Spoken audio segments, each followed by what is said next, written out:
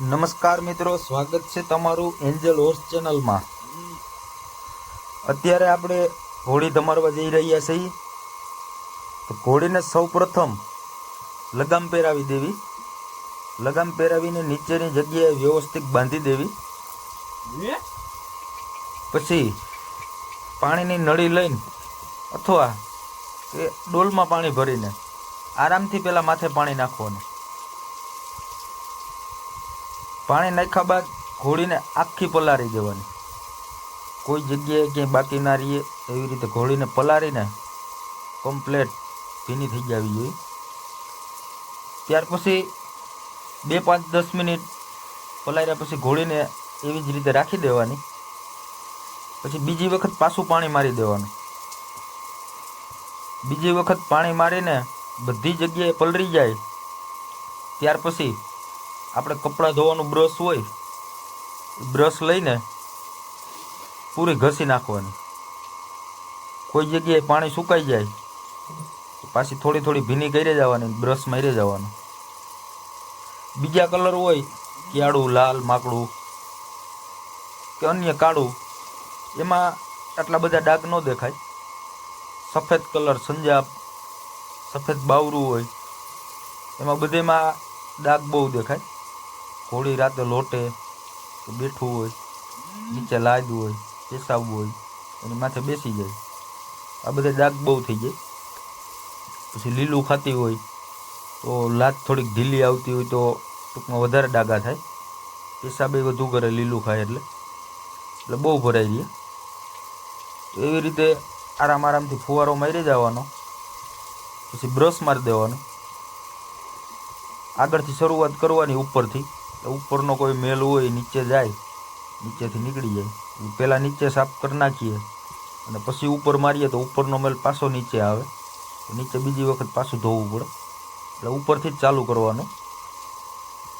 કોઈ ઘોડી તોફાન કરતી હોય કે ભાઈ મોઢું નથી ધોવા દેતી, મોઢા ઉપર પહેલાં નહીં જવા દેવાનું, પહેલાં પાછળનો ભાગ છે તે વ્યવસ્થિત સાફસૂફ કરી નાખવાનો, ધોઈ નાખવાનો, કમ્પ્લીટ થઈ જાય પછી વ્યવસ્થિત આગળ નીચે બાંધીને લગામ પકડીને ધીમે ધીમે મોઢા ઉપર જવા દેવાનું પાણી। કાનમાં જાય એનાથી ઘોડીને વધારે બીક લાગતી હોય એટલે કાન ઉપર બહુ ન જવા દેવું। એવું હોય તો કાન ઉપર હાથ રાખીને પણ નળીથી ન વ્યવસ્થિત મારવા દેતી હોય તો કોઈ ડબલું છે એનાથી લઈને માથે પાણી નાખવાનું।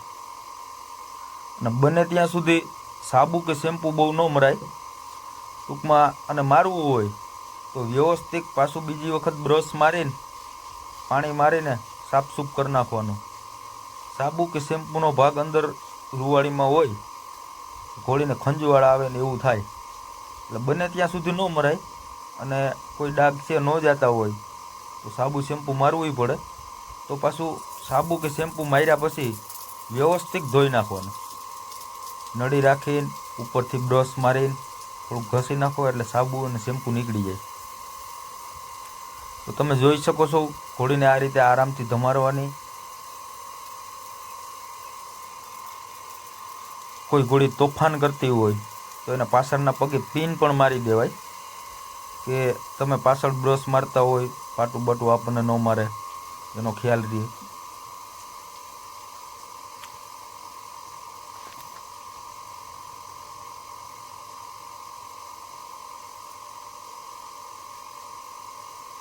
અત્યારે જો આ બ્રશ મારીએ છીએ તો ઉપર પાણી ગયું હોય તો સુકાઈ જાય, તો ધીમે ધીમે પાછી નળી મારી દેવાની અને 2 કે 3 વખત બ્રશ મારો એટલે આખી ઘોડી સાફસૂફ થઈ જાય।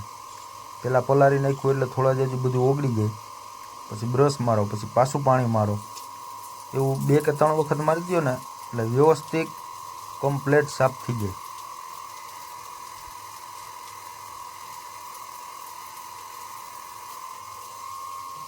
આ બધા વ્યક્તિને કોઈને કહેવાની જરૂર ન હોય, જો ઘોડી રાખતા હોય પહેલેથી એને બધાને ખબર જ હોય। આ તો મેં તો આવી રીતના ઘોડી ધમારતો હતો તો વિડીયો બનાવી નાખ્યો। કોઈ નવા હોય, અનુભવ થોડોક ઓછો હોય એના માટે જોવે થોડીક ખબર પડે।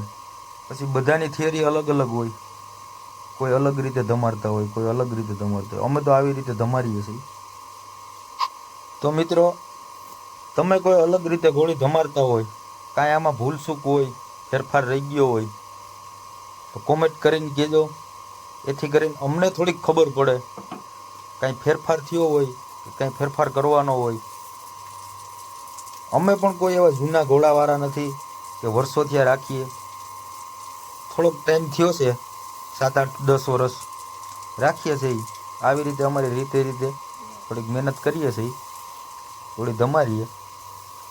અને જો તમે કોઈ અલગ રીતે ધમારતા હોય, કાંઈ ફેરફાર થયો હોય કે અમારી કાંઈ ભૂલચૂક હોય તો તમે પણ કહી શકો. એવું કોઈ નથી કે અમે તમને આ વિડીયોમાં બતાવ્યું છે એવું જ ફરજિયાત હોય.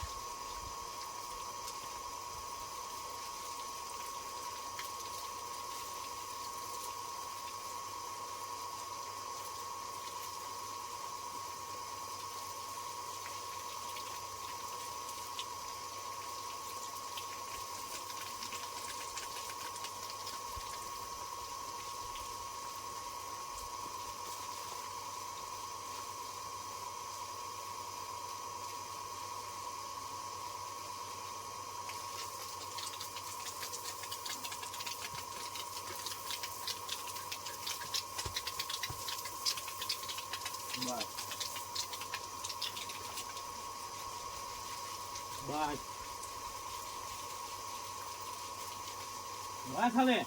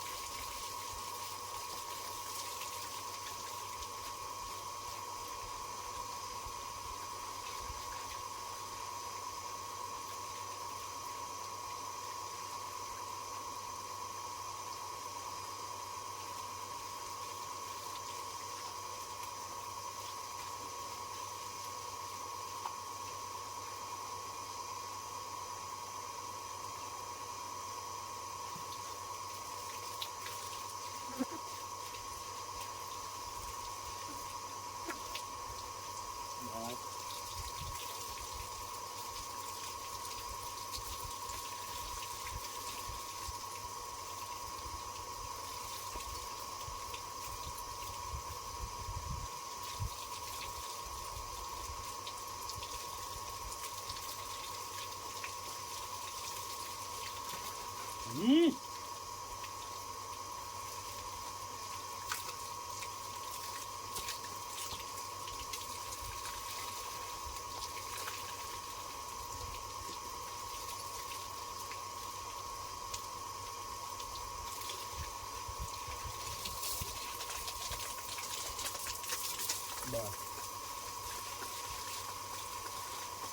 બસ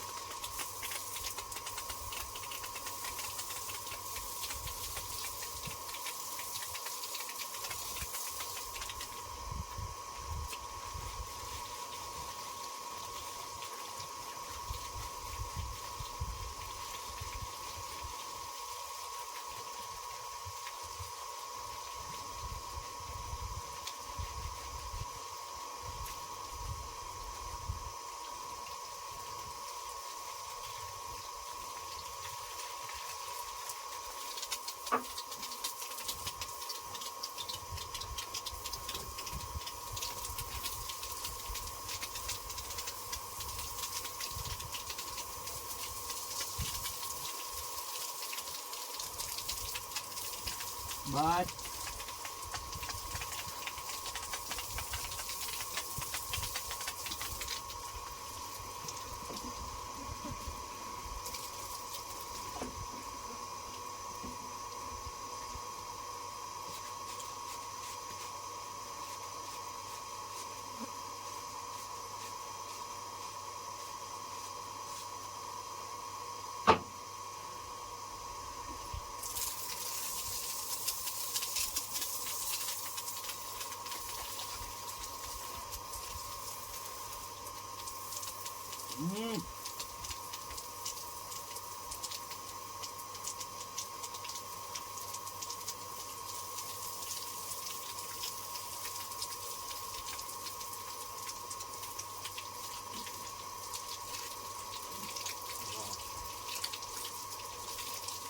લે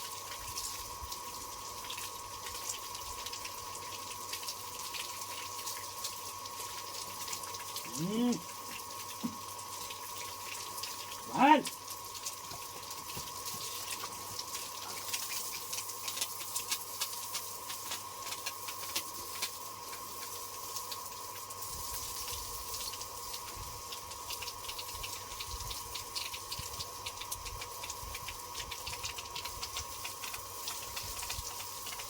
બસ બસ